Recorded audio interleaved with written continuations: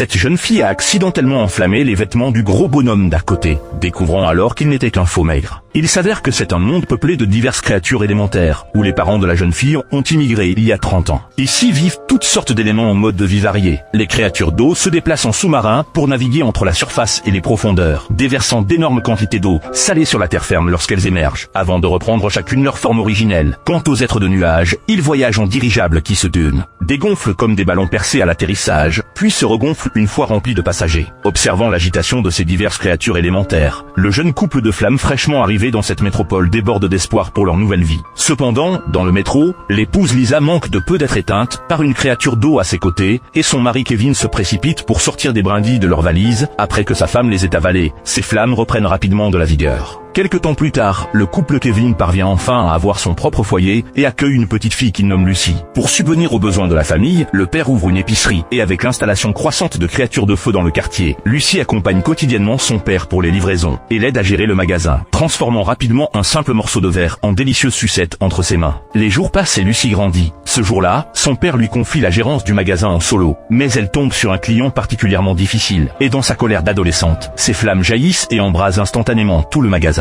Son père se précipite pour l'emmener à l'écart, lui demandant de se calmer et de ne pas s'emporter. Lucy réalise son erreur, ramasse les morceaux de verre brisés qu'elle met dans sa bouche, les mâche puis les place dans sa paume, les malaxe comme de la pâte, et les fragments se ressoudent instantanément en une pièce entière qui, après quelques retouches délicates, retrouve sa forme parfaite. Ce jour-là, Lucy prépare seule une grande promotion et après avoir tout organisé, elle ouvre les portes avec confiance. Dès l'ouverture, les clients déferlent comme une marée, et face à cette clientèle aux demandes excentriques et aux questions épineuses, le tempérament déjà explosif de Lucy s'enflamme davantage. Au moment où sa colère atteint son paroxysme, elle se fraye d'un chemin à travers la foule et dévale au sous-sol, puis libère d'un coup toute l'énergie accumulée depuis longtemps. Aussitôt, les vieilles canalisations abandonnées se mettent à vibrer violemment et finissent par se fissurer, l'eau qui jaillit éteint la moitié de sa tête, et voyant le débit s'intensifier, Lucy s'approche du tuyau à l'aide d'un parapluie, fait fondre la conduite avec ses flammes, puis la soude énergiquement, cesse. Alors que quelque chose semble bouger dans l'eau, et bientôt, une créature d'eau émerge et se dresse.